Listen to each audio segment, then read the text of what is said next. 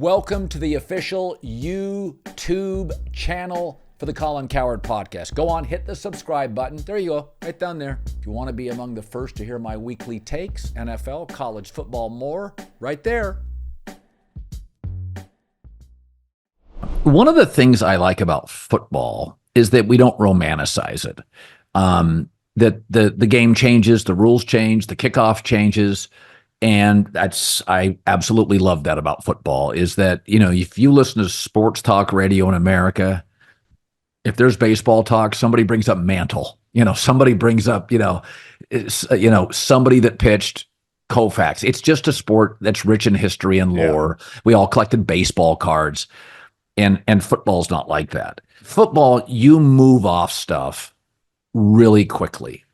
And I think in quarterback, we've always had these rules 3 years full. And we go, what about Eli Manning? And what about Peyton Manning?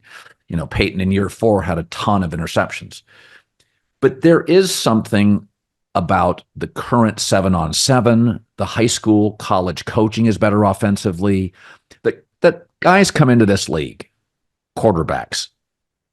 I'm going to give them, I've said this, I'll give you Thanksgiving of year 2. But I kind of know, seriously, by week 2, C.J. Stroud, Kyler Murray, Matt Ryan, I'm watching and going, well, that works. Team's not good. That works. Like, everybody in that New York Giants building knows Daniel Jones can't play. Like, I'm watching the other night. Those turnovers are the exact same turnovers 4 years ago. And this is what I think fans don't understand. Dable didn't want him. The GM tried to move up. They are completely trapped by their owner, John Mara's want to make Daniel Jones work. But I'm watching him with 2 picks, bad throws from his end zone, and I'm thinking, I don't need to see anything else. I want the kid to succeed, but it's like Sam Darnold. I love Sam, but he will throw an atrocious pick in every game he's ever played. And I mean, the optics of it are one of those jaw-droppingly, the F was that, Sam. Yeah. I've talked about this. Brady threw 200 plus interceptions. Very few are memorably awful in his entire career. Sam gives you one every Sunday, minimum. The Giants situation, are they in the running, do you think, for the number 1 pick? Because Beck's getting picked. The Georgia quarterback's getting picked number 1. I would think there would be a worse team than them, because I do think their defense could be pretty solid. And we've seen Daboll just field competitive teams. I mean, even last year with DeVito, they had some moments. Like, are they more likely to finish 5th than 1? To be 1 overall, I think the Patriots have that written all over them. Yes. I mean, written all over them. I think the Raiders are up there. I mean, anytime you name Gardner Minshew, your starting quarterback, I have some concerns. I think the Giants got a couple. One, is it crazy? And I understand it was only year 1 for these guys, but if they truly didn't want Daniel Jones, or to pay him the contract, for Joe Shane and Brian Daboll to be like, you either fire us or you let us do this? Or is that just like, I understand these jobs are hard to get, but they had just made the playoffs. If he does fire him, he can't. But so they had to be on board a little bit, and even if you watch that Hard Knocks, he keeps going, I want to see what we got. I want to see what we got. We know what you have. You have an Alex Smith who wants to play like he's Patrick Mahomes. Yeah. And that's the thing with Darnold. The pick he throws down the sideline, Daniel Jones does. Stingley's going to become the best corner in the league. I know everyone loves Sauce Gardner because of his name, and he's a good player. Stingley's more talented, and to me, would be the guy that every GM in the league picks. If you got to choose between the two of them, that's no shot at Sauce. That's the Stingley guy's got a chance to be very, very special. Yeah. You have to miss that deep. But he doesn't have a huge arm. And this is where the team building thing, who do they draft? Well, they draft like this explosive Jamar Chase, Justin Jefferson player who doesn't even fit with them with the number 7 overall pick. So you're just, the team building's out of whack. The quarterback position's out of whack. And this is what the Giants have been since they fired Tom Coughlin. And he stormed off that podium, when John Mara, remember how awkward it was when he gave his goodbye, and it was the right thing to do. but they have been a disaster since. They've run through the Joe Judges, the Pat Shurmurs, David Gettleman. Like they're not going to be any good this year. And I thought, maybe they'll be better in Washington. You watch Daniel Jones. I mean, they can lose to anyone at any moment by any margin because he just can implode. And Saquon ain't there to save the day anymore. If you're ever injured, check out Morgan & Morgan. It's America's largest injury law firm, and they are there for you. Over 100 offices nationwide. Think about that. More than 1,000 lawyers with over $20 billion, that's a B, $20 billion recovered for over 500,000 clients. Things happen in life unexpectedly. Submitting an injury claim with Morgan & Morgan is really, really easy. Like winning in the NFL is hard. We know that quarterbacking in the NFL is hard. Submitting a claim is easy. You're ever injured? Check out Morgan & Morgan. Their fee is free unless they win. For more information, go to forthepeople.com/Colin or dial #law from your cell phone. Morgan & Morgan has a proven track record of fighting for you to get a full and fair compensation if there's an unexpected accident in your life. And I've had a few. I was thinking about this. I had a discussion with a buddy last night, and I said, just forget all the opinions on Aaron Rodgers. He's taken 4 snaps in like 500 days. But I started naming quarterbacks to my friend. And I said, and I want you to consider everything: work ethic, focus, health, mobility, everything. Is Aaron Rodgers, because I'm going to give you a take here, is Aaron Rodgers as good as Mahomes, Allen, and Lamar? He's not. No. I don't think he'll be as good this year as Burrow or Herbert with Harbaugh. I don't think he moves as well or as healthy as C.J. Stroud. Stafford, and I'll make this argument all day, if Aaron has a clunker this year and Stafford gets to a Super Bowl, you're going to start looking at those two careers differently, because Stafford was a hell of a lot better in high school, college, and the first 4 years in the pros, and he's going to be better late if he crushes the next 2 years. You start going down quarterbacks and say, who's better? Aaron isn't quite as committed. He has a below average offensive coordinator in Nat Hackett. That's been established. The offensive line's in flux, fingers crossed, but it's not elite. He has a defensive coach. Aaron has become, over the course of the last half dozen years, he'll lead the NFL in like throwaways. Like if he doesn't like the play call, Aaron's not taking the arrows. He'll throw it out of bounds. He did that, as you know, with McCarthy the last 2 years. With LaFleur, he may ad-lib out of the play. He wasn't disgusted with it. He was with McCarthy. He will be with Nat Hackett. And so I was just saying to somebody, I said, in the NFC, I viewed him differently.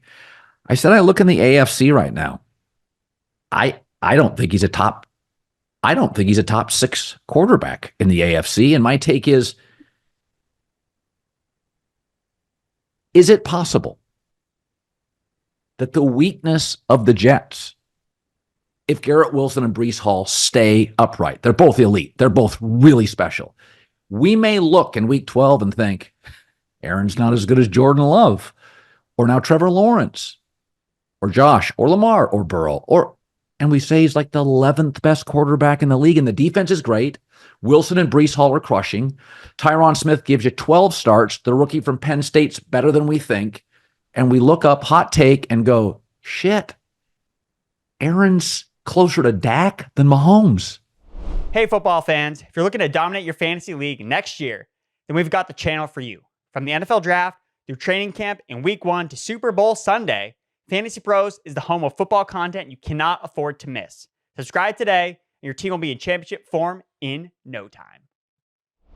Well, 100%. I mean, he's 40 years old. One thing I've noticed on the NFL Network, and it's hard because he doesn't play any of these preseason games, I think he's moving slow. So do I. So do I. Every clip I see, it's like he looks like the 45-year-old guy. If you just went to the gym, you see kind of jogging around shooting hoops. That's what he looks like. And that's a little concerning because that's never how he's played. Now, if he just morphs his game into playing like Peyton, or Brady, he has the arm to function like that. Then it gets the question mark, well, he's never had to play like that. If his offensive line, they get a couple injuries, all of a sudden he's kind of moving for his life, but he can't run around. What's the problem with Russell Wilson now? Not quite as fast. Still thinks he can scramble. Well, he can't. It's much easier for Caleb. Why? He's way younger and he's still fast. So you watch these guys kind of scramble around. Some guys can't, some guys can. I just think he's such a polarizing individual. It's going to get weird fast. You got Monday night against the Niners.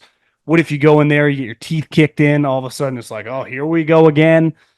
I don't like, I mean, listen, Robert Saleh is a nice guy. He's been completely over his head. Yep. You know, of just being able to handle a star. He always says something and Aaron's like, what the hell what's he talking about? And that's just, that's stuff that like Mike McCarthy doesn't do, you know, just knows how to handle. I just think that if his mobility is gone, and not gone where he can't move at all like Tom Brady at 45, but he used to be, you know, 7.5, 8 out of 10, and now it's more like 5-ish, and he's less hesitant to do it once he realizes I'm not as quick. That changes the player dramatically. Yes. And you're looking at, like you said, the influx of new young quarterbacks. You know, let's use Brock Purdy as an example. One thing he can do is scramble around. Yeah, he moves well. And that is the modern day football. You have to be able to move, because we talked about the talent coming in the league. Well, there hasn't been a lot of Trent Williams come in the league and Larry Allen's over the last 5-10 years, but there has been a lot of defensive lines.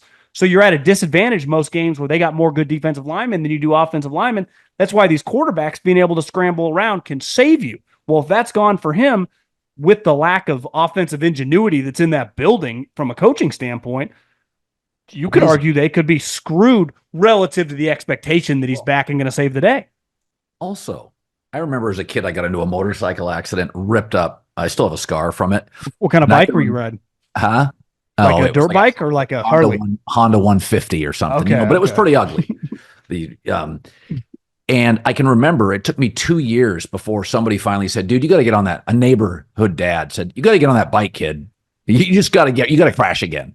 And that always sticks in my head that if you get hurt doing something, you got to get back in there. Brady acknowledges the first year back from his injury, he didn't want anybody near his knees. He got prickly. He would bark at officials. Are we not acknowledging Aaron is going to be affected by that?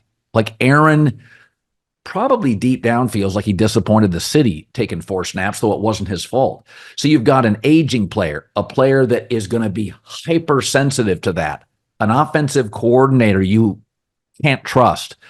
I think we look at the Jets and think Aaron will save us. And my take is, no, actually, I trust their defense. I think Garrett Wilson is really good. Breece Hall, I think the O-line will kind of figure it out. I'm just saying, I think we're going to look up at Thanksgiving and like, Aaron sometimes is a weakness. I haven't had a chance to read the book or listen to the audio book yet. Obviously, there's a lot coming out about that family moment at the Tahoe golf tournament where he saw his dad.